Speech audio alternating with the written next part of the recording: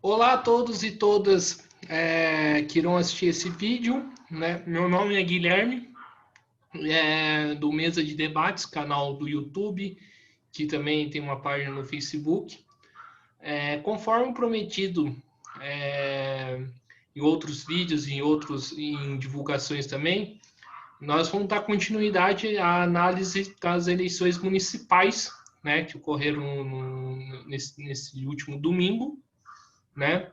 E para a gente trocar um pouco uma ideia do que aconteceu, de como que se encontram as forças políticas e tudo mais, trouxemos aqui o Carlos Zacarias, né, professor universitário, para passar um pouco das impressões que ele teve para poder colaborar nesse debate. Lembrando sempre que é, é para se inscrever no canal, curtir o vídeo no YouTube, curtir a página no Facebook para poder ajudar nesse projeto ter mais alcance e poder continuar trazendo vídeos e pessoas de qualidade para poder conversar sobre temas importantes da conjuntura do nacional e internacional. Professor, antes da gente começar, por favor, se apresente. Pois não, Guilherme. Prazer estar falando aí para os espectadores da mesa de debates. Eu sou Carlos Zacarias, sou professor do Departamento de História da UFBA, sou pesquisador dos partidos políticos no Brasil, né? Pesquisei no doutorado o Partido Comunista, pesquisei o antifascismo, tenho um livro publicado a partir da minha tese de doutorado que chama Os Impasses da Estratégia, os Comunistas, o Antifascismo e a Revolução Burguesa no Brasil, 1936-1948. Este livro foi publicado em 2009 pela Ana Blume. Eu tenho outros livros em coautoria com alguns colegas, professores universitários, né, gente querida que pesquisa também a história política recente do Brasil, livros sobre Estado Novo. Mais recentemente eu comecei a pesquisar a memória relacionada à história, faço uma discussão da interface entre a história e a memória. Pesquisei a relação da memória em torno da nossa história recente relacionada à ditadura, ao golpe de 64 e à ditadura militar, e também me dedico à história do tempo presente, a ascensão da extrema-direita, o bolsonarismo. Este fenômeno tem me intrigado, como tem intrigado a muitos pesquisadores, e a gente tem procurado dar uma explicação, ainda que as explicações para os historiadores sejam muito parciais, porque os processos estão todos em curso e a gente consegue compreender algo do processo depois que a gente tem um determinado tempo e percebe quando se iniciou, quando se encerrou, percebe aquilo que na maior parte do tempo a gente não consegue perceber no curso dos acontecimentos, né? Nós como historiadores. Sim, perfeito. Então vamos continuar. Vamos começar a entrevista. Já que a gente está falando de bolsonarismo, esse fenômeno, né? Como que você avalia a atuação dos principais candidatos bolsonaristas do país, né? O que que isso, o que que, digamos assim, a atuação deles significa na conjuntura nacional? Pode ter alguma mudança a partir de então ou não? Olha, o bolsonarismo, o próprio Bolsonaro, parece foi o grande derrotado na eleição de 2020. O Bolsonaro se manteve relativamente equidistante do processo eleitoral, provavelmente para não se comprometer, né? Provavelmente porque foi demandado por inúmeros personagens que surgiram nos municípios. Estamos falando de uma eleição gigantesca num país gigante, uma eleição que envolveu 5.568 municípios no Brasil todo. Então imagine o nível de demanda que chegou para Bolsonaro, que fez acordos, que compôs com partidos de diversas naturezas, né? E agora está exatamente sentado no colo do Centrão.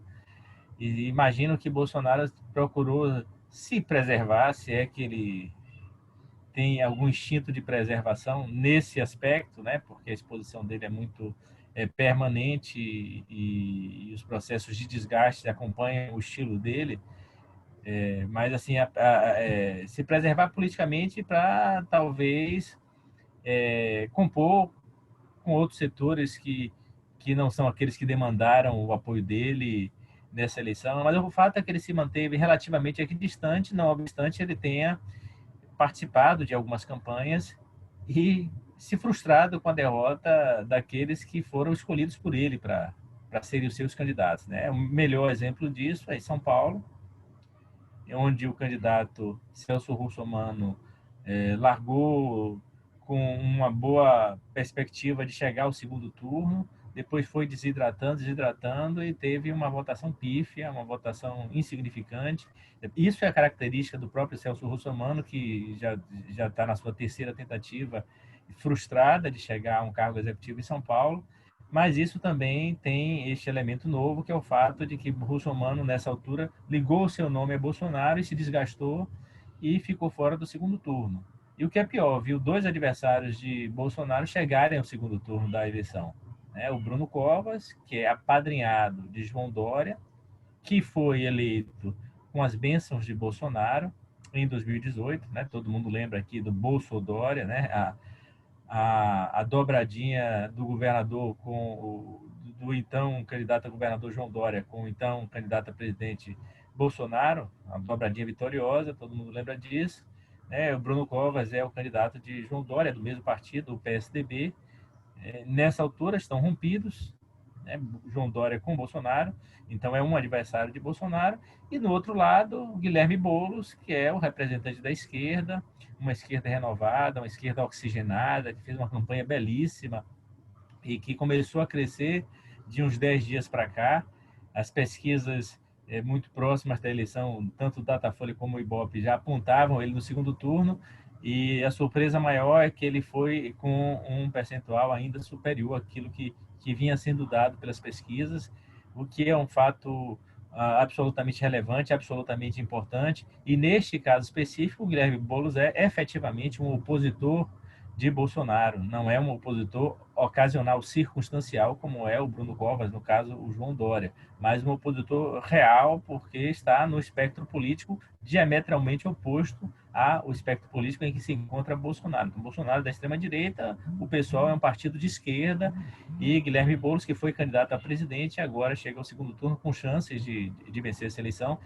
Então, esse exemplo de São Paulo é muito emblemático, Guilherme, para a gente perceber como é que a eleição se configurou, mas eu poderia dizer outras coisas, O Rio de Janeiro, o Marcelo Crivella, que correu o risco de não ir para o segundo turno, que é da base aliada do bolsonarismo, que é da Igreja Universal do Reino de Deus, que tem a Rede Record do seu lado, que tem o bispo Edir Macedo do seu lado, quase não vai ao segundo turno, certamente vai ter muita dificuldade de bater o ex-prefeito Eduardo Paes, que deve reunir em torno de si esse descontentamento com a prefeitura de Marcelo Crivella, que é muito mal avaliada, que qualquer um que conheça o Rio de Janeiro, que tenha transitado pelo Rio de Janeiro, vê o nível de degradação da cidade. Lamentavelmente, a cidade tão linda, a cidade maravilhosa, E então o candidato de Bolsonaro, Marcelo Crivella, também desidratou muito e por pouco não chega ao segundo turno. Para eu descer para outro território, Lembrar que o Carlos Bolsonaro, o filho 02 de Bolsonaro, perdeu 30% dos votos, ficou em segundo lugar para vereador. Ele imaginava que ia ficar em primeiro, ficou em segundo lugar. O primeiro lugar foi o do adversário de Carlos Bolsonaro e do partido adversário, que é o partido de Guilherme Boulos, foi Tarcísio Mota, que foi o vereador mais votado do Rio de Janeiro. E aí a gente pode ir para situações ainda mais emblemáticas, como a Val do Açaí, que teve 264 votos em Angra dos Reis, que teve um vídeo com o Bolsonaro sendo divulgado, e várias figuras bizarras que pelo Brasil todo tiveram a indicação de Bolsonaro, mesmo com essa equidistância dele, mas ele não deixou de indicar vários, e foram frustrados, foram derrotados para as câmaras de vereadores e para os executivos dos municípios. Então, o grande derrotado é o Bolsonaro, que parece que é um indicativo de como a política deve se encaminhar até 2022. Claro que 2022 está muito distante, nós temos ainda muito antes 2021, e antes de 2021 temos o final de novembro e dezembro para a gente ver as coisas se configurando, porque em política tudo se transforma de uma hora para outra, tudo é muito rápido. Sim. Então para o próximo período, a gente pode prever um desgaste do governo Bolsonaro, principalmente nessa época de pandemia, nessa época de crise econômica, ainda que o governo Bolsonaro tenha conseguido dar uma respirada por conta da questão do auxílio. Nós podemos prever mais desgaste. Né? O governo Bolsonaro e o bolsonarismo como um todo colheu muitas derrotas durante a pandemia.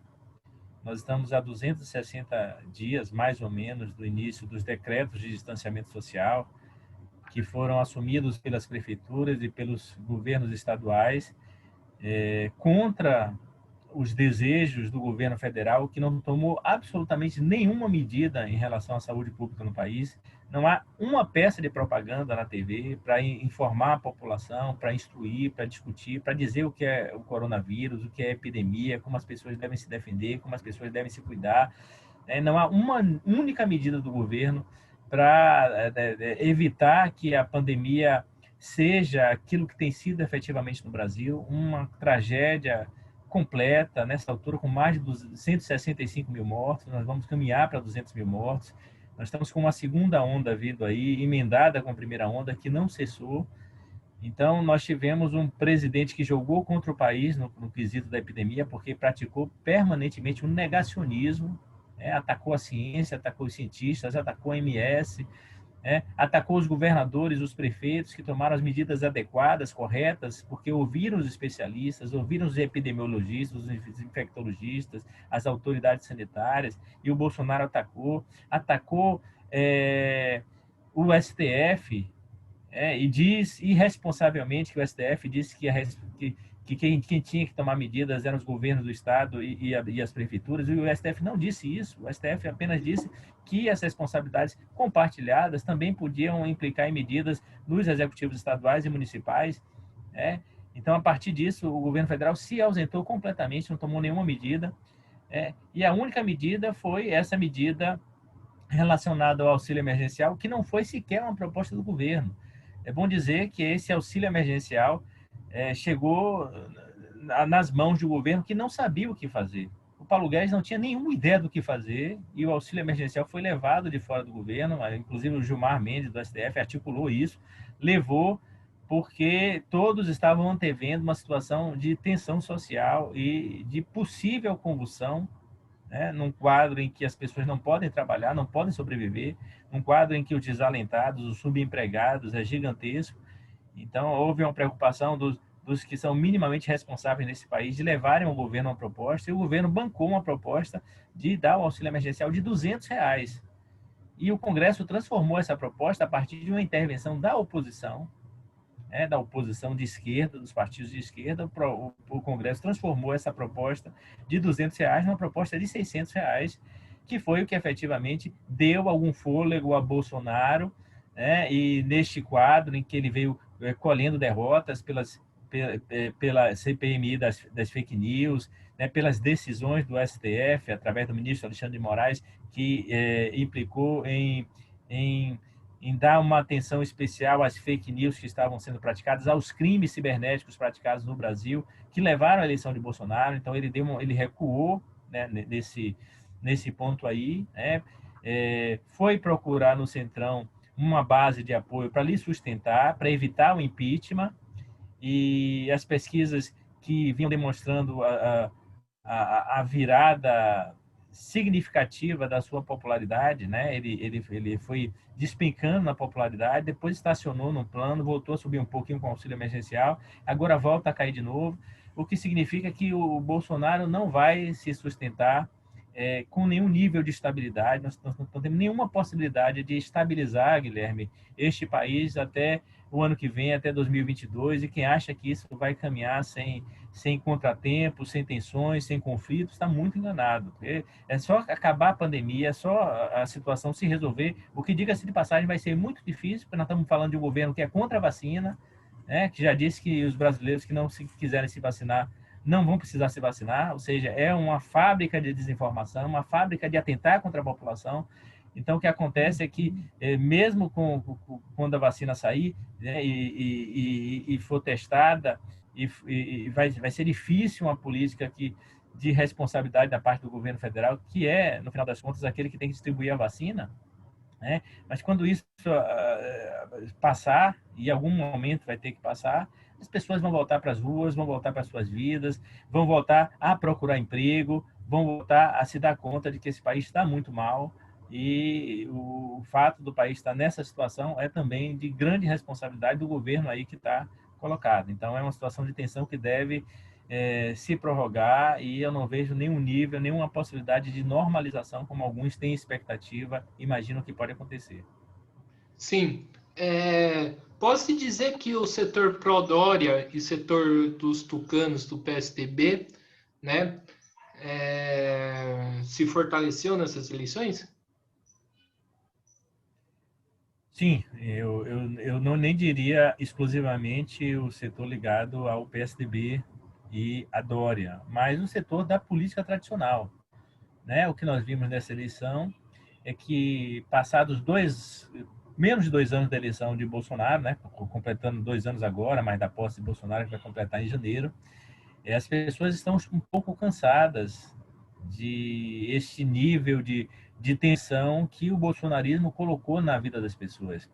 Guilherme, é bom a gente fazer uma caracterização do bolsonarismo para que as pessoas entendam por que é diferente do João Dória, é diferente da direita tradicional. Nós estamos falando da extrema-direita. O bolsonarismo é um fenômeno da extrema-direita no país, e este fenômeno da extrema-direita no Brasil, que se assemelha a fenômenos que têm lugar na Hungria, na Polônia, na Itália, né, com Matteo Salvini, na Hungria com Viktor Orbán, na Polônia com o Partido Justiça e Liberdade, na Índia e nos Estados Unidos com Donald Trump. Essa onda de ascensão da extrema-direita, numa circunstância em que as pessoas estão ressentidas, estão muito frustradas com a política tradicional, né? Em situações em que a crise econômica é muito aguda, as pessoas levam suas frustrações para as ruas e às vezes optam por soluções desesperadas, como são essas alternativas de extrema-direita. Só que essas alternativas de extrema-direita, se elas não aprofundam o caos, né, se elas não levam os países à bancarrota e eventualmente à guerra, e aí eu tenho que recorrer à história, fazer analogias históricas, né, porque a extrema-direita ascende no mundo hoje, né, mas em outras épocas também ascendeu com essas características, no meio de uma crise em que as pessoas estavam muito frustradas, com o parlamento, com as instituições, com a imprensa, né, e por conta do desemprego, da falta de alternativas, e não viam na esquerda essa alternativa, não viam nas organizações operárias essa alternativa, ao contrário, temiam as organizações operárias, porque era um fator de pressão permanente, né, e isso tensionava os países e causava um medo em quem devia se sentir contemplado pelas organizações operárias, pelas revoluções, né? Mas, na verdade, essas pessoas ficavam com mais medo ainda, né? Ainda mais em processos em que existiram, né? Processos revolucionários que terminaram não avançando, sendo derrotados, falando da Alemanha, da Hungria, da Itália, né? Esses países viveram no final da década de 10, processos revolucionários, com a vaga aberta com a Revolução Russa em 1917, e como esses processos revolucionários não avançaram, né, não redundaram em revoluções vitoriosas, como foi o caso russo, a resposta a isso foi que a crise que existia, né, em função da situação do pós-guerra, agudizada por circunstâncias locais, né, nesses países onde a revolução não avançou, permitiu o ascenso do extremismo de direita, e o extremismo de direita tem uma característica belicosa, mobilizadora, né, e é isso que eu quero comparar. O bolsonarismo é mobilizador, como foram todos os fascismos, e diferente das direitas tradicionais, que não pregam a mobilização, né, supõe a substituição da política, né, ou a representação tal, né, do eleito, do governador, dos parlamentares, ao invés de fazer com que as pessoas se mobilize em função dos seus interesses. O fascismo é o contrário. O fascismo tensiona, pressiona, agudiza a crise e supõe que a base fica permanentemente mobilizada em função desses interesses. Então, o que acontece é que esse tipo de política, que ascendeu no Brasil, né, nessa crise toda, e se ancorou num sentimento antipolítica e antipartido, e especialmente anti-PT e anti-esquerda. Isso foi muito importante em 2018, mas 2 anos depois, Guilherme, isso começa a arrefecer, porque as pessoas começam a se cansar, as pessoas não veem suas expectativas satisfeitas e voltam a procurar alternativas nos partidos tradicionais. E aí, os partidos que crescem são os partidos da chamada velha direita. O PSDB não é exatamente um partido que cresce, mas é um partido que, se perdeu, perdeu pouco. Eu tenho alguns dados aqui, Guilherme, que eu queria trazer para você, se me permite. Veja, o PSDB foi um partido que, no início dos anos 2000, tinha 989 prefeitos. Agora, o PSDB tem... O PSDB tem 512 prefeitos. O PMDB, que tinha, no início dos anos 2000, 1.256 prefeitos, e que agora é o partido que mais fez prefeitos no país, tem 774 prefeitos. Então, veja que perdeu prefeitos. Um partido que tinha perdido muito, que volta a crescer, é o DEM. O DEM tinha, em 2000, 1.026 prefeitos. Em 2016, o DEM fez 280 prefeitos. Desculpe, 265 prefeitos em 2016, e o DEM agora volta a crescer e tem 459 prefeitos. O PT, que chegou a ser o maior partido do país e que tinha em 2000 187 prefeitos, chegou em 2016, em 2012, que foi o auge, chegou a ter 664 prefeitos. Veja que nunca no patamar do PSDB, no patamar do PMDB ou do DEM. Eu estou falando com as siglas atuais. O DEM não existia nos anos 2000, no início dos anos 2000, era PFL, né? Mas nós estamos falando com a linguagem do partido hoje. Então, o PT, então, que em 2000 tinha 187 prefeitos, em 2016, em 2012, que foi o melhor momento do PT, chegou a ter 664 prefeitos, e em 2016, 256 prefeitos. E agora elegeu 179 prefeitos. O PT elegeu menos prefeitos do que 2016, Guilherme, mas é bom a gente dar uma matizada nessa informação aí, porque apesar de ter elegido menos prefeitos agora do que em 2016, o PT teve 100 mil votos a mais. E por que isso acontece? Porque o PT cresceu nas grandes cidades, cresceu nas médias cidades, o que significa também que o PT voltou a dialogar com aqueles setores que foram os que primeiro desembarcaram do PT e que embarcaram no antipetismo em 2016, e que agora parece que, se não voltam às bases do PT, porque, claro, o antipetismo ainda viceja no país, esses setores, de alguma maneira, especialmente nas médias cidades, começam a se reaproximar do PT. É bom lembrar que em 2016 o PT não tinha uma única capital do Brasil, e agora tem a chance de eleger prefeitos em capitais importantes do país, né? Especialmente a capital de Pernambuco, Recife. Sim, posso dizer que as eleições municipais pode ser uma prévia do que pode acontecer em 2022? Sim, sim. Um outro fenômeno que a gente identifica nessa eleição, Guilherme, é que há uma maior pulverização de distribuição de prefeituras e de cargos para vereador. Claro que você tem ali 10 partidos que são os grandes partidos, né, que abocanharam mais de 300 prefeituras pelo país, né, que abocanharam milhares de vagas nos parlamentos municipais, né? Então nós temos uns 10 partidos assim, o que é muita coisa, tá certo? Normalmente no Brasil os grandes partidos eram 3, 4, 5 partidos, agora nós temos 10 partidos, né? Olha, o partido que mais elegeu foi o MDB, depois o Partido Progressista, né? Os progressistas, o PP, depois o PSD, depois do PSDB, depois o DEM, depois o PL, o PDT, o PSB, o PTB, o Republicanos e o PT.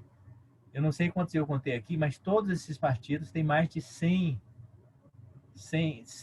prefeitos eleitos no Brasil todo. Né? Então, essa pulverização é uma novidade no Brasil.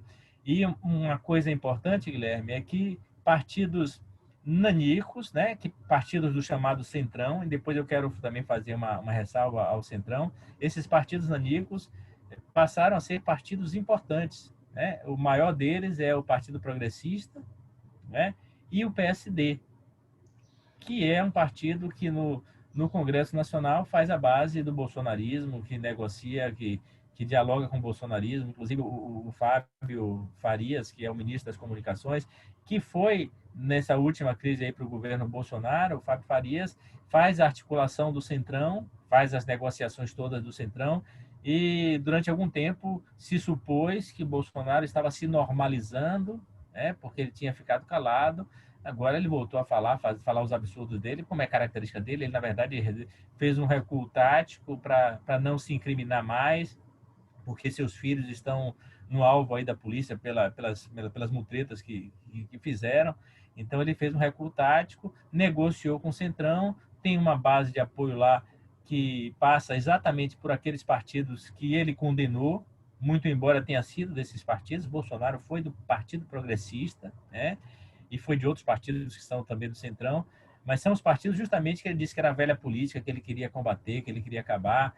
Então, esses partidos saíram fortalecidos, não tem a ver com Bolsonaro, não foi Bolsonaro que promoveu isso, tem a ver com o fato de que os eleitores voltam para a base desses partidos e ainda porque ainda não são capazes de se encontrar com os partidos de esquerda, que são partidos mais ideológicos, partidos que as pessoas sabem identificar. Veja, Guilherme, pergunta uma pessoa, pergunta uma pessoa comum, né, uma pessoa do povo, peça ela para dizer 5 partidos no Brasil e a pessoa não sabe dizer. Mas tem um partido que com certeza ela vai saber dizer, o PT. Né? Por que a pessoa vai falar do PT? Porque é o partido que é mais falado, porque é o partido que sofre as maiores consequências da antipolítica, do ódio que se estabeleceu no Brasil, e absurdamente foi identificado como um partido mais corrupto, o que efetivamente não é. Não estou dizendo que o PT não é um partido que não tenha corruptos, mas não é o partido que praticou mais corrupção. É só entrar nos portais de transparência que isso se verifica.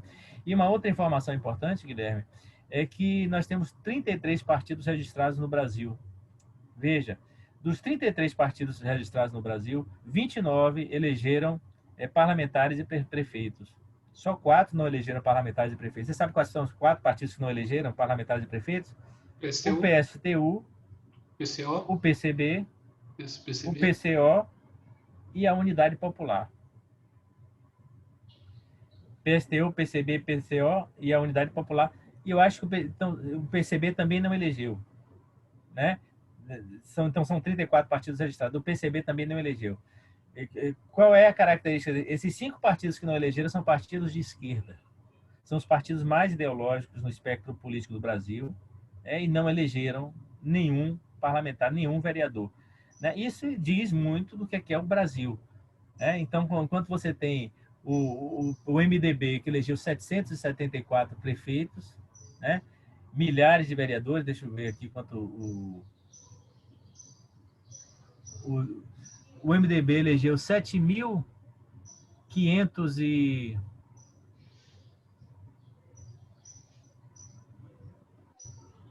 7.355 vereadores.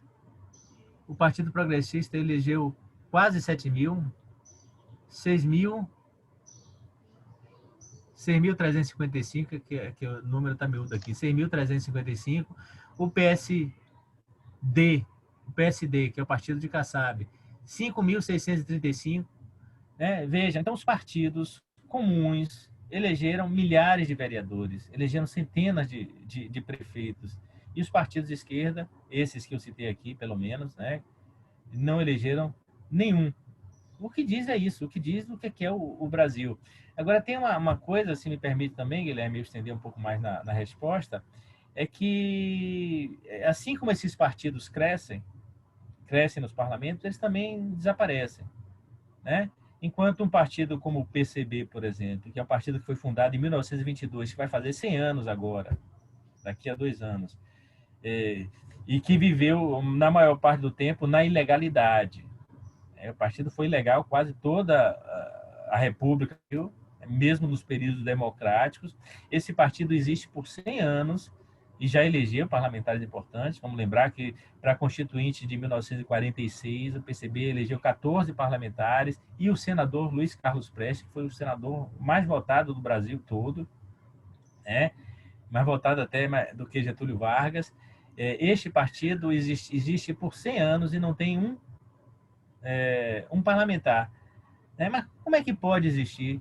Porque, Guilherme, os partidos não existem só para eleger parlamentares, existem para atuar em muitas frentes. E a característica dos partidos de esquerda é que atuam nos movimentos sociais, nos movimentos de bairro, no movimento de mulher, no movimento de negros e negras, no movimento LGBT. Então, esses partidos de esquerda não vão desaparecer porque perderam, e não são partidos naníveis, é uma coisa também diferente. Enquanto esses partidos elegem centenas e amanhã se perdem as vagas, desaparecem completamente e os que estavam nesse partido vão fundar outros partidos, como trocam de camisa, como trocam de roupa. Sim, já que a gente entrou na questão da esquerda, né, como que você avalia a atuação da esquerda nessas eleições, né? E como que a gente transforma essa votação expressiva que, por exemplo, o Guilherme Boulos teve em São Paulo em organização para mobilizações e futuras lutas que virão? Ótimo, né? Muito boa pergunta. Acho que é o desafio que a gente se coloca, as questões que a gente se faz. Veja, em termos numéricos, eu já dei o dado aqui, o PT perdeu prefeituras e perdeu vereadores. Mas nós estamos falando de um partido que teve o seu maior líder, o ex-presidente da República, preso. Lula ficou preso por mais de um ano, por mais de 400 dias. Isso não foi pouca coisa. Nós estamos falando de um partido que sofreu impeachment. Um partido que passou em horário nobre durante meses, mais de um ano, sucessivamente sendo dito como o partido mais corrupto do Brasil.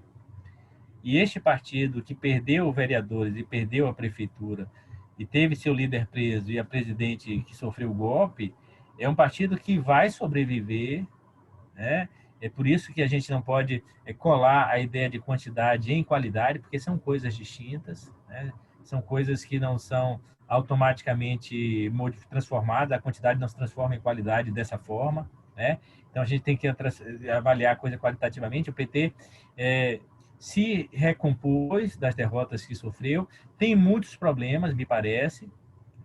No meu estado, por exemplo, na minha cidade, Salvador, eu acho que a candidata a prefeita do PT, a Major Denise, que não era um quadro do partido, que era uma figura estranha à trajetória do partido, que foi trazida para o interior do PT pelo governador Rui Costa, que é muito bem avaliado no governo do estado pela população, mas que tem uma forma, digamos, que muito estranha à tradição da esquerda de gerir o governo do estado, O governador Rui Costa trouxe a Major Denise junto com Jacques Wagner e bancaram a Major Denise como candidata do partido contra o desejo de boa parte das bases do PT, que queria uma militante negra, uma mulher também negra, Vilma Reis, com uma trajetória mais consolidada no interior da esquerda, mesmo sem ser do PT. Ela foi durante um tempo do PCdoB, por último ela começou a se aproximar do PT, ingressou no PT, pleiteou ser candidata à prefeitura e foi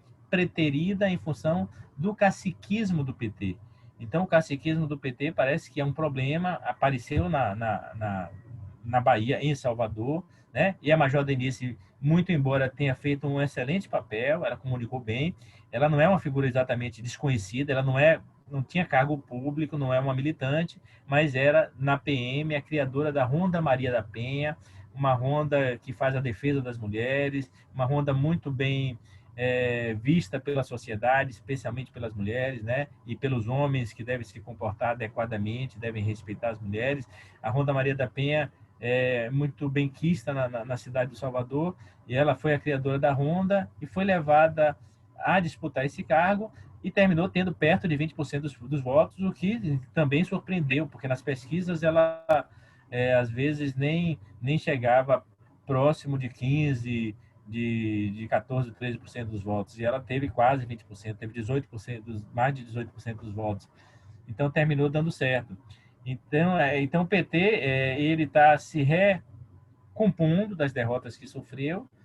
Ainda não é o partido que a gente tinha em 2012, em 2013, né, até ali a jornada de junho, mas é um partido ainda importante, que vai permanecer sendo importante, não desaparece se perde parlamentares, deputados, um partido exclusivamente eleitoral, embora seja muito eleitoral, mas é um partido que dirige sindicatos e está nos movimentos sociais, né?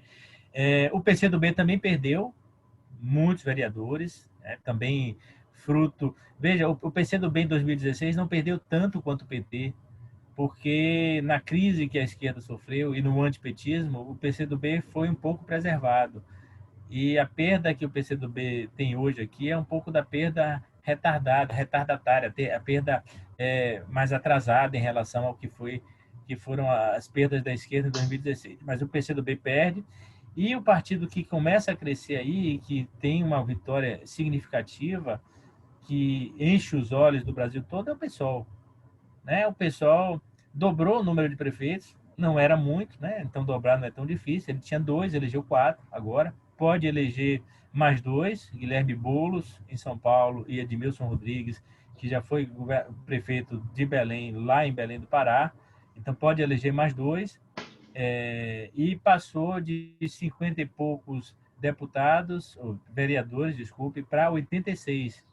Então teve um crescimento substantivo, um crescimento que impressiona, um crescimento que dá esperança, elegeu mulheres trans, né, pelo Brasil, fez o vereador mais votado da cidade do Rio de Janeiro, que bateu o Carlos Bolsonaro, como eu já disse aqui, o Tarcísio Mota, tem o candidato a prefeito no segundo turno na maior cidade do país, São Paulo. Então, a gente deve dizer que a esquerda está viva, ela volta a se recolocar na luta política, e para 2022 ela deve aparecer com força, né, porque os piores anos, né, passaram. Não estou dizendo que daqui para frente tudo vai ser céu de brigadeiro para a gente voar, não estou dizendo isso. Eu estou dizendo que o pior, se não ficou para trás, começa agora a sofrer a pressão de uma outra situação, porque, de fato, o fascismo, se ele não avançar, ele vai ter que recuar, e embora a gente só possa derrotar o fascismo definitivamente, não nas eleições, mas nas ruas, né, botando os fascistas que cometeram crime na cadeia. Você falou da recomposição do PT. Uma coisa que vem me chamando muita atenção, né, é o número de jovens que não viveram os anos do governo de Lula e de Dilma, ou se viveram eram basicamente crianças, comprando muito a ideia da figura do Lula, com a questão do golpe, com a questão da prisão, né? Você acha que a recomposição do PT vai passar por esse setor jovem que não passou, que não viveu esse período do Lula e da Dilma? Olha, se não se renovar, Guilherme, o PT não tem muito lugar para ir, né? Aliás, uma das coisas que a gente tem percebido no PT como um todo é pouca capacidade do PT de renovação, né? Não quer dizer que não haja renovação. Obviamente que um partido com as características do PT é um partido que vai sempre se renovar mais do que o MDB, que o PSDB. É um partido de militantes, um partido ideológico, um partido robusto, um partido com história, é o PT. Então, esse partido vai sempre atrair uma parte da juventude. Mas não me parece que o PT tenha atraído uma parte da juventude, como, por exemplo, o pessoal tem feito. O que o pessoal tem atraído para as suas fileiras, para as suas bases, embora o pessoal seja um partido muito menor do que o PT, né? É bom lembrar isso. O pessoal surgiu de setores que romperam com o PT, com setores que já eram PT, e o pessoal foi crescendo, foi sofrendo novas adesões, mas o pessoal mesmo com muita identidade com o PT, não é exatamente o PT. Né? Então, o pessoal tem uma inserção muito limitada nos sindicatos, por exemplo, né? na classe trabalhadora, coisa que o PT permanece, mantém, e coisa que o PCdoB também tem, né? Que são os dois partidos que têm uma maior inserção na classe trabalhadora e nos sindicatos. E isso também atrai, né, da parte desses partidos de esquerda, o PT e o PCdoB, atrai a juventude que entra no mercado de trabalho, que começa a militar, a descobrir a política ali na base das suas categorias. Né? O pessoal não tem muito acesso a isso, tem algum, mas não tem muito acesso a isso. Né? Na verdade, tem outros partidos, até menores do que o pessoal, que têm trabalho de base importante, o PCB, o PSTU, para citar os que são maiores, a UP tem um trabalho em movimentos por moradia aí, né? Mas o pessoal tem atraído uma juventude aí que despontou para a política, discutindo gênero, discutindo sexualidade, discutindo questões raciais, né? Discutindo temas que foram secundarizados historicamente pela esquerda, né? E que mesmo que tendo sido incorporados pelo PT, porque foi o PT o primeiro partido a tratar muito seriamente sobre essas questões da opressão, né? Porque vamos lembrar que o PT, quando foi fundado nos anos 80, foi fundado por mulheres também, né? Mulheres que vieram do feminismo, né? Que tinham uma discussão no interior do feminismo, por negros e negras que estavam fundando ali o Movimento Negro Unificado, e por militantes gays, né? Por LGBTs. Esses temas entraram ali no PT, mas foram sempre temas menores que as questões de classe, né? E é razoável que seja assim, né? Um partido dos trabalhadores tem que ser um partido sobretudo dos trabalhadores, né? Mas no mundo em que as relações de trabalho também estão se transformando, né? O trabalho tem se precarizado muito, há postos que existiam no mercado de trabalho estão desaparecendo, então há uma juventude que tem menos identidade com a sua classe, né, com a classe trabalhadora, mesmo que sejam trabalhadores, e terminam se identificando por outros meios, né? Se identificam exatamente por serem mulheres, por serem LGBTs, por serem negros e negras.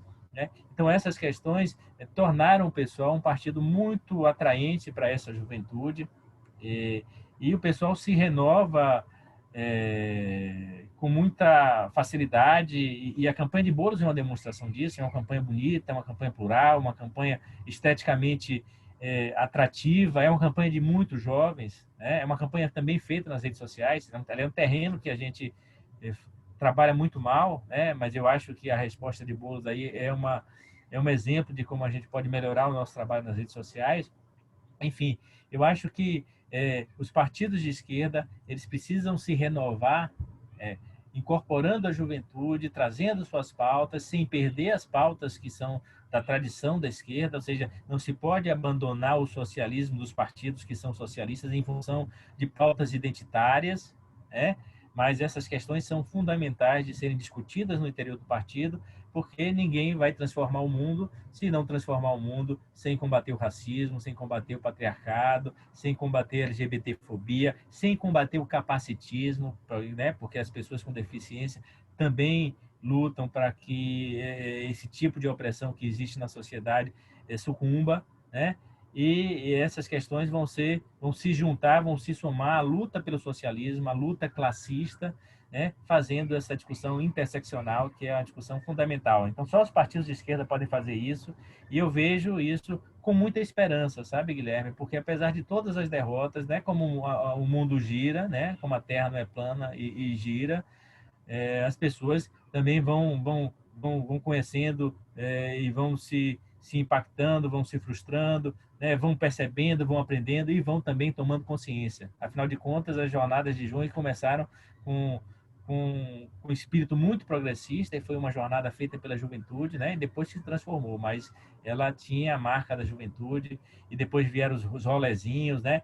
E as ocupações das escolas, das universidades, ou seja, a juventude há de inflamar, há de contaminar os mais velhos para as causas que às vezes os mais velhos insistem em esquecer porque também se burocratizam, porque também se cansam, se encostam, né? Ou acham que a vida está boa assim mesmo. Sim. Você também falou também, né, do pelo menos o que eu entendi, que do espaço que da crise, com a crise do bolsonarismo deixou na sua base, que isso fez com que milhares de pessoas voltassem para as bases dos partidos de direita tradicional. A esquerda hoje, né, ela pode-se dizer que ela está tendo dificuldade de ocupar esse espaço. Sim, né? Ela está tendo dificuldade porque ela sofreu uma derrota, né? E uma derrota importante. Derrota maior do que essa que a esquerda sofreu nos últimos anos, com o golpe de 2016, depois da vitória de Bolsonaro, maior do que essa, só a derrota de 64, Guilherme. E a derrota de 64 foi uma derrota histórica. Uma derrota que determinou a destruição quase que completa de uma geração inteira de lutadores e lutadoras.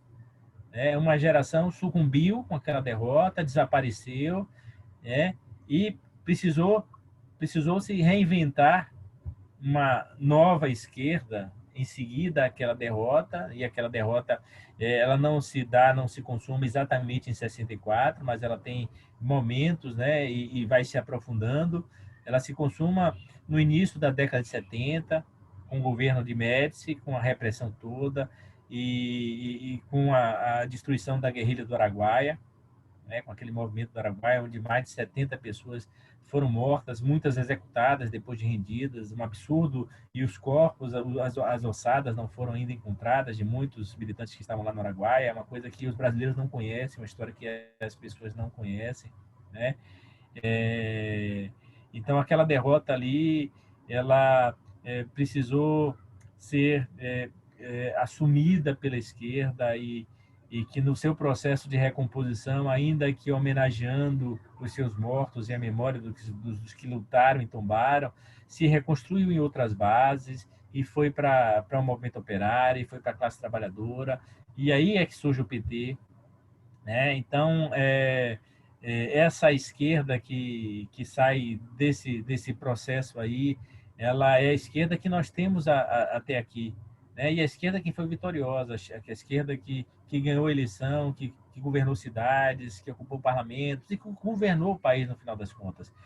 Mas essa experiência da esquerda, de novo, terminou levando a uma derrota, por muitos motivos. Se quiser, a gente discute aqui algo desses motivos, mas essa derrota foi muito importante, né? Ela teve momentos também, né? O ponto de inflexão é 2013, mas é um erro achar que 2013 é o início do golpe, é um erro completo, né? Dizer que as pessoas que foram para as ruas em 2013 estavam erradas porque preparavam o golpe é dizer que ninguém vai para a rua em nenhuma circunstância, porque quando a gente vai para a rua, a gente não sabe o que vem depois, entende? A gente não sabe se vai ganhar ou se vai perder. Quando a gente faz uma greve, a gente não sabe se vai ganhar ou se vai perder. Uma greve pode ser vitoriosa e os trabalhadores vão celebrar, e uma greve pode ser derrotada. Pode ter demissão, pode ter perseguição, uma empresa pode fechar. Então, ninguém pode acusar os trabalhadores de terem feito greve se o resultado não foi satisfatório. Então, ninguém pode acusar os que foram para as ruas em 2013, porque depois daquilo as direitas ocuparam as ruas, como não faziam desde 64, porque depois daquilo as direitas se organizaram, né, conquistaram corações e mentes e desencadearam um processo que levou ao golpe de 2016.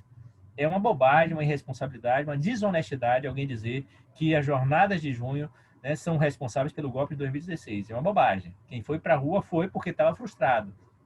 E o PT, que surgiu e existiu nos anos 80 todo, levando as pessoas para as ruas, é preciso dizer que em 2013 o PT pediu que as pessoas ficassem em casa, né, ou saíssem das ruas. E aí já não dava mais para voltar, porque os que ficaram na rua foram expulsos pelas direitas.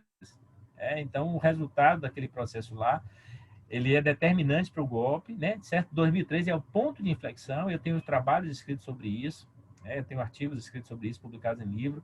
É o ponto de inflexão desse momento político na história do Brasil, né? Mas não é o início do golpe. É o que vem depois, é diferente do que existia antes. A gente tem que entender que há essa virada aí, essa inflexão, mas ninguém pode ser condenado por ter ido às ruas.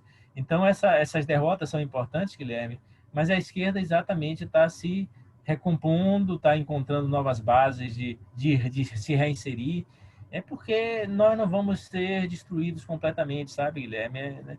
Ideias não se matam, né? Ideias, você mata pessoas, você destrói pessoas, você bota pessoas para casa, para o exílio ou para debaixo da terra. Mas as ideias permanecem. E se morrem uns, outros virão. Foi assim na ditadura, quando uma parte da esquerda sucumbiu, foi abatida, e depois uma outra esquerda nasceu, e agora nessa derrota, que não é uma derrota histórica, porque nós estamos vivos, fizemos muitas mobilizações depois do golpe de 2016, as mobilizações pelo Fora Temer, as mobilizações quando o Bolsonaro se elegeu, a passeata do Ele Não, que foi a coisa mais magnífica que aconteceu na história do Brasil recente, milhares de pessoas nas grandes cidades, milhões por todo o Brasil, e lamentavelmente não foi noticiado pelos meios de comunicação, porque, claro, os meios de comunicação estavam decididos que precisavam evitar que o PT ganhasse aquela eleição, e tiveram êxito nessa proposta. E a esquerda, então, mesmo depois de todas as derrotas, permanece viva, e assim que a gente tiver condições de voltar às ruas, nós vamos ocupar as ruas, encher as ruas de energia, de juventude, de mulheres, de negros, de LGBTs, de classe trabalhadora, para poder transformar esse país novamente. Outra coisa que me chamou bastante o resultado dessas eleições, né, é o grande número de abstenções ou voto nulo, pode-se dizer assim, né? Isso está relacionado com a pandemia especificamente ou tem algo mais além do que disso? Olha, o provável é que as abstenções tenham relação direta com a pandemia. Na verdade, as abstenções no Brasil já vinham crescendo de eleição para eleição, né? Esse crescimento tem a ver também com a frustração das pessoas. As pessoas se sentem muito incomodadas em serem obrigadas a votar. Mas o voto obrigatório é necessário, é uma necessidade. Não é por acaso que o voto obrigatório está aí, né? Se você não tivesse voto obrigatório no Brasil, você podia ter uma circunstância em que os patrões pusessem seus trabalhadores para trabalhar num dia de eleição, por exemplo, já que eles não são obrigados a liberar se os trabalhadores não precisam votar. Imagine o comércio todo abrindo numa situação de eleição, né? Ou outras formas de impedir que setores que potencialmente poderiam dar votos ao adversário do patrão pudessem votar. Isso acontece muito nos Estados Unidos, né? Então, a eleição ela precisa ser obrigatória. Mas, claro, as pessoas estão frustradas com a política, Guilherme. As pessoas estão ressabiadas, né? As pessoas, quando não têm o que comer, não têm como pagar o transporte, não têm o que botar na mesa para alimentar os seus filhos, as pessoas se frustram, ficam muito insatisfeitas e atribuem essa responsabilidade pela sua frustração, e não estão erradas de todo, né? Atribuem aos políticos. Não estão erradas de todo porque a responsabilidade é também dos políticos, mas é também das classes dominantes que elegem esses políticos, que financiam esses políticos, né? Que dirigem esse país através dos meios de comunicação, né? Das igrejas, das escolas, né? Essas classes dominantes são muito irresponsáveis, né? Então, as pessoas frustradas deixam de votar, isso é o traço da abstenção que veio crescendo, mas tem esse elemento adicional aí, a abstenção também está acrescida de pessoas que não foram votar porque tem medo, né, porque desenvolveram níveis de ansiedade que não conseguem controlar. Eu conheço várias pessoas que não foram votar nessa circunstância porque estão muito ansiosas, né? Nós temos também um quadro de pessoas que desenvolveram depressão nesse período aí, e as pessoas com depressão também não conseguem se movimentar. Então, a abstenção, sim, é resultado dessa pandemia, junto com esse outro elemento. Não é possível dizer onde termina um e começa outro. E o voto branco é o resultado da insatisfação com o que está colocado aí, né? Há setores que tradicionalmente votam nulos porque não se reconhecem nos partidos, né? Há setores que não votam porque acham que a política não resolve a sua vida e vão muito frustrados, com muito ódio votar e por isso votam nulo. E há setores que não se viram representados em algumas cidades pelos candidatos que estavam colocados pelos partidos e votaram nulo por isso. Então, o crescimento das abstenções e dos votos nulos e brancos tem essa conjugação de fatores que é importante a gente ter em conta. Sim, essa primeira eleição, né, no período do bolsonarismo, né? Qual que é o balanço que você se faz em relação a isso? O balanço o que o bolsonarismo é o grande derrotado nessa eleição. Uhum, Porque o bolsonarismo não existe para fazer política. O bolsonarismo existe para a antipolítica. A característica do bolsonarismo é a antipolítica. O próprio Bolsonaro, que mesmo tendo sido deputado por 28 anos, tendo passado por 9 partidos, tendo seus 3 filhos mais velhos, todos são políticos, né? Tendo sido eleitos, botou sua ex-mulher, botou suas 2 ex-mulheres, né? Que, aliás, agora, falando ainda das derrotas do bolsonarismo, a Rogéria Bolsonaro não foi eleita. É a mãe dos 3 zeros, né? Do 01, do 02 e do 03. Ela não foi eleita, mas ela já tinha sido candidata no passado, inclusive contra o filho Carlos, aquela situação em que Bolsonaro lançou Carlos para derrotar ela porque eles tinham brigado. Agora eles voltaram às boas, ela volta a usar o nome de Bolsonaro e não foi eleita. Então, mesmo Bolsonaro tendo sido deputado por 28 anos, ter seus 3 filhos e 2 das suas ex-mulheres sendo candidatas, o Bolsonaro posou de ser o antissistema, o antipolítica, e muita gente embarcou nessa conversa, né? Ele não é exatamente antipolítica, mas ele protagoniza a antipolítica que está nas bases mobilizadas e agitadas pela sua demagogia, pelo seu autoritarismo, pela sua verve protofascista, que permanentemente mobiliza essas pessoas em função disso. Então, o bolsonarismo não tem a capacidade de fazer política. E se venceu em 2018, venceu numa circunstância que dificilmente se repete outra vez. Eu não quero pagar para ver em 2022 Bolsonaro vencer e nem pagar minha língua, né? Dizer, olha, ele não vai vencer de jeito nenhum, porque eu estive entre aqueles que antes da eleição de 2018 supunha que Bolsonaro não ganharia a eleição, e eu não estava errado, né? Todos os analistas. A gente não prevê futuro, Guilherme. Eu sou historiador, a gente não prevê futuro, né? Mas a gente projeta a tendência. A tendência é que Bolsonaro não venceria a eleição em nenhuma circunstância, a não ser naquelas circunstâncias que se produziram em 2018, que não estavam no meu campo de visão e no campo de visão de ninguém. A facada. Como é que a gente ia prever uma facada em 6 de setembro de 2018? A facada tira ele do debate, né? Coloca ele como vítima, imputa à esquerda a responsabilidade pela facada. Foi o que eles fizeram, tudo que eles fizeram. Então, veja, aquelas circunstâncias que se produziram em 2018 não dificilmente se produzem novamente, né? Porque a história ela se move por meios diversos, né? Mas tem forças necessárias que operam na história e circunstâncias, contingências, acidentes da história que influenciam. Então a gente não pode prever os acidentes, as circunstâncias. A gente sabe, eu como historiador sei que esses acidentes são possíveis, né? Essas contingências são possíveis, mas o que eu posso prever me é dito pelas forças da necessidade. E a tendência que nós estamos vendo aqui no futuro é que nós estamos caminhando para um processo de muita luta, né, muito embate. Esses embates vão se dar em outros terrenos que não apenas os terrenos eleitorais. Isso vai se dar nas ruas, né? Se não se deu agora é por causa da pandemia, mas isso vai se dar nas ruas. E a capacidade de fazer política da parte dos fascistas, dos setores fascistas que continuam ali nas bases do bolsonarismo, como ela é pequena, a tendência é que ela se recolha à sua insignificância, à sua marginalidade, como sempre existiu no Brasil, historicamente, como existe em vários países, né? Os setores fascistas, neofascistas, neonazistas existem, mas são marginais, porque estão cometendo um crime.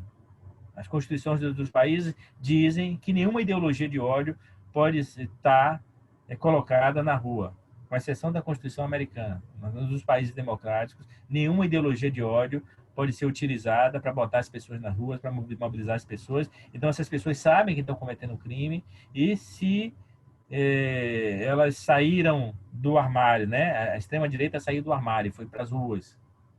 Elas tendem a voltar para o armário quando a gente recobrar a nossa normalidade, mas não vamos recobrar essa normalidade com Bolsonaro dirigindo o país. Sim. Você acredita que o Bolsonaro pode fazer um escândalo como o Trump está fazendo por uma futura derrota das eleições? Eu não tenho nenhuma dúvida disso. Eu acho que é possível, os sinais estão todos sendo dados nesse sentido. É claro que hoje, né, em novembro de 2020, Trump faz isso porque não só porque é irresponsável, mas porque tem ainda cobertura de parte do seu partido, que assumiu a sua candidatura lá em 2016, quando ele venceu, né, naquela circunstância, e permanece apoiando ele, inclusive nas diatribes dele, né, nos absurdos que ele diz, mas, embora uma outra parte dos republicanos já esteja desembarcando, né, e assumindo que Joe Biden foi o vencedor, né, hoje é possível a gente ver que Bolsonaro caminha para isso. Não sabemos se em 22 ele vai ter força para isso, para sua demagogia, para seus factoides, né, para sua grita, mas a sua vontade e a sua disposição hoje demonstram que ele é bem capaz de fazer isso. Eu não tenho nenhuma dúvida que ele é bem capaz de fazer isso, de questionar um resultado da eleição em 2022, de dizer que foi fraude. Vejam, agora ele está dizendo que ele insinua que tem fraude nas urnas, ele volta a insinuar que tem fraude. Veja quando ele falou, uma das viagens que ele fez para os Estados Unidos, ele disse que ele tinha provas que ele tinha ganhado a eleição de 2018 no primeiro turno. E não apresentou prova nenhuma. Talvez essas provas, entre aspas, circulem nos grupos de WhatsApp e na Deep Web bolsonarista, porque são as provas mais bizarras que tem, como são as provas de Trump, de votos despejados, Quer dizer, quem quer acreditar nisso vai acreditar, porque nós estamos na era da pós-verdade, A pessoa não acredita no fato, na evidência, acredita nas suas emoções. Se aquela informação contempla a sua emoção, ela acredita e acabou, e vai para errante. Mas, assim, infelizmente, a gente não tem um mundo inteiro baseado, pautado na pós-verdade, As pessoas ainda procuram a informação, a evidência e pensarem racionalmente. Então, o Bolsonaro já disse isso nessa eleição, insiste de que as urnas eletrônicas são um meio para fraude, E ele vai certamente agitar essa informação, essa ideia até 2022, Vai fazer mais isso se ele tiver mais força e vai fazer menos se ele tiver menos força. E eu espero que ele tenha menos força. E eu espero que assim que Trump sair, ele bote o rabinho entre as pernas e compreenda que ele é o presidente deste país, Precisa respeitar as instituições, respeitar as pessoas, os cidadãos e cidadãs, os seus eleitores e os que não são seus eleitores. Sim, voltando a falar um pouco de esquerda, estamos quase acabando a entrevista, A esquerda, nessas eleições, conseguiu formar novas figuras públicas. A gente estava, nessa conversa de renovação. Ela conseguiu formar novas figuras públicas? Sim, eu acho que sim.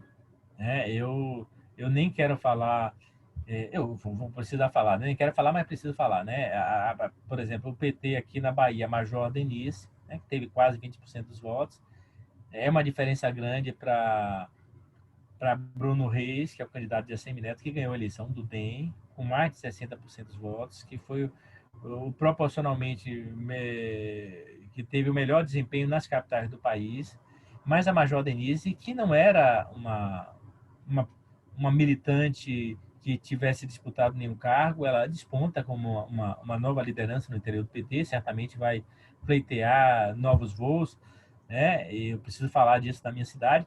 Na minha cidade, Salvador, nós temos também lideranças que foram eleitas, pelo PCdoB, pelo PSOL, O PSOL elegeu uma candidata, Laina, as Pretas por Salvador, é uma candidatura coletiva, Lá duas mulheres negras, Laina é negra, duas mulheres negras chegaram na Câmara de Vereadores. Então, é uma renovação. Mas a grande renovação que nós temos nacionalmente, falar também da Câmara de Vereadores, no Rio Grande do Sul, o pessoal elegeu Matheus Gomes, vereador negro, um jovem negro que foi importante nas lutas políticas daquela cidade, Porto Alegre, nos últimos anos, Em Belo Horizonte também lideranças negras, Isa Lourença, também emergiram e despontam com um grande potencial com uma grande votação. Em São Paulo, a bancada feminista, né, que hoje estava na principal TV do Brasil, na Rede Globo de televisão, né, como exemplo de bancadas coletivas que se formaram. Aliás, isso é uma tendência que tá aparecendo aí.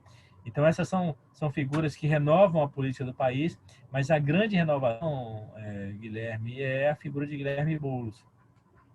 Mesmo que Guilherme Boulos tenha disputado uma eleição presidencial e, do ponto de vista da quantidade de votos que teve naquela eleição, não tenha sido muito grande, porque ali teve o voto útil em Fernando Haddad. Muita gente votou em Fernando Haddad com medo que Fernando Haddad não passasse ao segundo turno, né?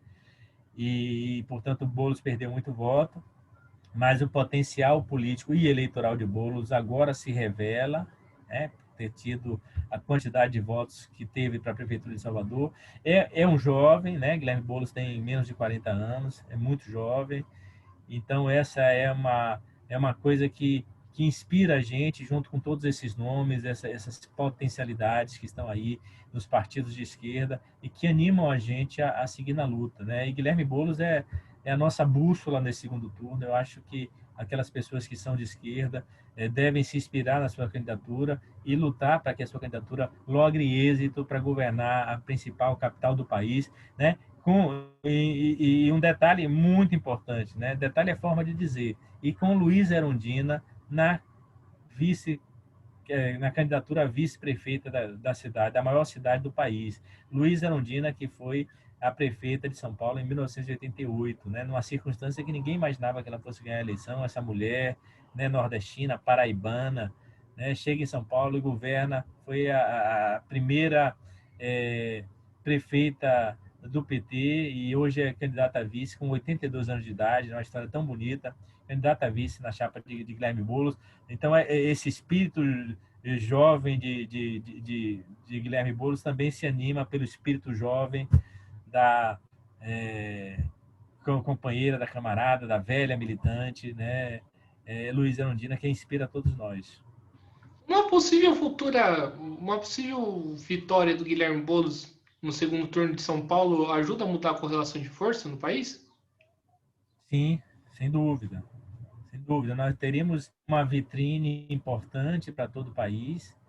Seria a esquerda voltando a administrar uma grande cidade, e não uma grande cidade qualquer, mas a maior cidade do país, a grande vitrine política, a cidade que tem sido administrada nos últimos anos pelos tucanos, num estado que é administrado pelos tucanos, que é governado por alguém que pleiteia ser a alternativa a Bolsonaro, e tem, claro, o olhar simpático das classes dominantes, porque as classes dominantes já estão flertando aí com alternativas a Bolsonaro, inclusive irresponsavelmente disseram, né, na Folha de São Paulo que o encontro de Moro e Luciano Huck é uma busca de uma saída pelo centro, que é absurdo, porque aquilo ali, se for centro, é como o Ciro Gomes disse, se aquilo ali for centro, eu estou na extrema esquerda, né? E eu nem sei em que ponto eu estou, se Ciro Gomes está na extrema esquerda, nem sei que estou, né? Porque Moro e Luciano Huck são a coisa mais de direita que existe no Brasil, né? Junto com Bolsonaro, né? Socorro! Pois é, então imagine. Então as classes dominantes estão flertando aí, certamente João Dória está no horizonte delas, e se o PSDB perde a Prefeitura de São Paulo, claro que João Dória vai ter mais dificuldade, porque agora vai ter alguém que vai lhe fazer oposição na prefeitura, né? É claro que um prefeito não governa em oposição ao governador, mas aí tem comparação, e Guilherme Boulos há de fazer um grande mandato se vencer, é o desejo de todos nós que somos de esquerda, para que efetivamente comece a mudar e 2021 seja um ano muito distinto do que foi 2020 e 2019, né? Para que a gente não chegue, Guilherme, em 2021 e peça desculpa a 2020, né? Você lembra, né, que as pessoas, os memes que surgiram, as pessoas dizendo assim, se eu disse que 2019 foi um ano terrível, eu peço desculpa agora, depois que eu vivi 2020, né? Eu tenho que pedir desculpa porque estou com saudade de 2019. A gente espera chegar 2020 dizendo, ufa, que maravilha que a gente realmente está caminhando, e não sentir saudade de 2020, porque se a gente sentir saudade de 2020 em 2021, é como alguém disse, é porque a gente morreu e não foi para o céu, e a gente está no inferno e não descobriu ainda. Professor, para fechar a entrevista, o que esperar do país nos próximos anos? Olha, eu espero muita luta, sabe? Muita mobilização, muita gente tomando consciência da situação que a gente se meteu, e mesmo que não estejam dispostas a se mobilizar para defender direitos, né? Para defender os trabalhadores, para defender as mulheres, para defender os negros, os LGBTs, para defender a universidade, os intelectuais, os cientistas, para defender a vacina. Se as pessoas não quiserem se mobilizar para isso, né? Eu compreendo, mas que elas pelo menos tomem consciência do grau de devastação que o país se meteu. Não é possível, Guilherme, que a gente assista a Amazônia pegando fogo por ação do homem, ação de pecuaristas, de grileiros, que avançaram sobre fronteiras que antes não eram acessadas, que avançaram sobre reservas indígenas. Não é possível que a gente veja os povos indígenas sendo vilipendiados, sendo mortos, sendo atacados. Não é possível que a gente veja todos os dias negros e negras sendo mortos, jovens nas periferias do Brasil, mulheres sofrendo feminicídio, né? LGBTs sendo assassinados apenas pela sua orientação sexual. Não é possível que a gente veja o capacitismo vicejar na sociedade, que ignora essas pessoas que são invisibilizadas, e a gente não se indigne, né? Não perceba que isso está muito errado. Então, se as pessoas começarem a perceber, ainda que não queiram se mobilizar para defender, e se elas perceberem, já está de bom tamanho. Mas isso não é suficiente, né? Eu quero que essas pessoas percebam isso, mas quero que as pessoas que são engajadas, que são politizadas, que são conscientes, se engajem mais, né? E façam aquilo que eu estou dizendo que essas outras pessoas, se não quiserem fazer, não tem problema, né? Porque quem luta tem que lutar todos os dias para defender as mulheres, os negros, as negras, os LGBTs, as pessoas com deficiência, os direitos da classe trabalhadora, a Constituição, as instituições, né? Os povos indígenas, as florestas, né? Então, nós precisamos lutar por justiça, e eu vejo no futuro muito próximo este país se movendo para lutar por justiça, para retomar o caminho da democracia, que num determinado ponto da nossa história pareceu ter sido deixado para trás, e agora a gente finalmente descobre que nós não vamos nunca abandonar esse país nas mãos de quem quer, daqueles que querem o mal do Brasil, o mal dos brasileiros, que querem entregar a nossa soberania, o nosso patrimônio, as nossas riquezas de mão beijada para os imperialistas. Nós não vamos permitir isso, vamos seguir lutando. Sim, professor, primeiramente quero agradecer por ter aceitado o convite, por ter aceitado fazer essa conversa. Acho que foi bastante produtiva, bastante importante, né? É, que acho que valeu muito, né, para o conteúdo tanto do canal, né? Espero que seja que consiga se espalhar ainda mais, né? É, e passo para as considerações finais.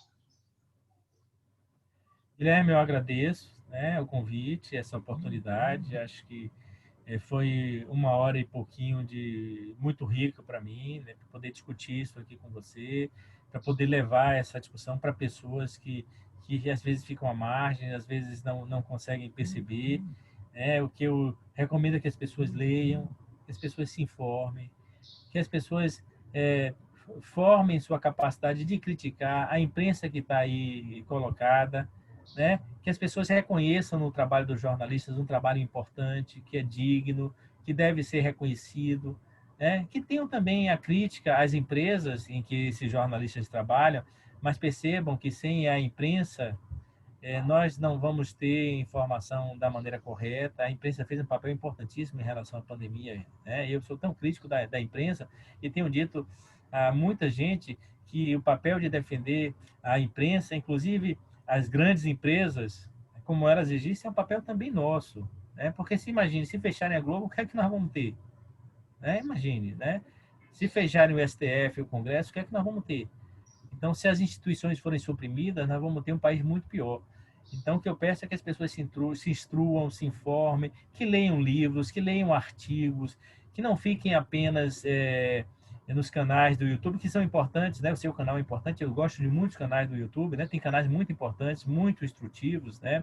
Eu acho que você sabe, reconhece e conhece muitos também, e certamente indica na sua página, mas que a gente sabe que na internet tem muita desinformação, tem muita fake news, tem muita gente que manipula, e essas pessoas que estiveram sozinhas até aqui, felizmente tem um contraponto, que são canais como este seu, o canal Mesa de Debates. Eu espero que esse canal seja bem sucedido, que alcance cada vez mais gente, que ganhe cada vez mais inscritos e que outra oportunidade a gente possa conversar, de preferência, numa situação em que o Brasil esteja melhor e que a gente esteja mais animado, mais feliz, para a gente dizer, olha, a gente falou naquela circunstância que estava tão terrível e a gente felizmente superou isso aí. Eu desejo que seja assim da próxima vez que a gente se encontrar, Guilherme. Muito obrigado. Sim, eu que agradeço. Lembrando que amanhã, né, para quem estiver assistindo de hoje para amanhã, vai ter um debate sobre a questão da Salgueiro e os anos 60 ligado ao movimento negro, né, que vai contar com o Guilherme Guaral, que é do Rio de Janeiro.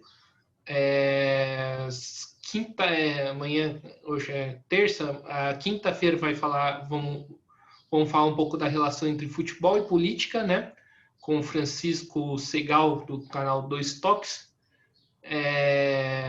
Quinta mais de tarde, vamos conversar com o Gilmar do MST para falar um pouco do Movimento Sem Terra. E sexta-feira vamos conversar, vamos comentar os principais fatos da semana, né? Vamos falar também um pouco de eleição. E lembrando que amanhã também vamos comentar um pouco, falar do livro do Manifesto Comunista de Karl Marx. É isso aí. Agradecer mais uma vez, né, a participação do professor e lembrar para tanto curtir o vídeo, né, no Facebook, se inscrever no canal do YouTube e também curtir a página do Facebook para dar mais visibilidade para o trabalho e para que conversas como essa tenham uma expansão muito maior do que agora, né? Então, quero agradecer e encerrando a entrevista.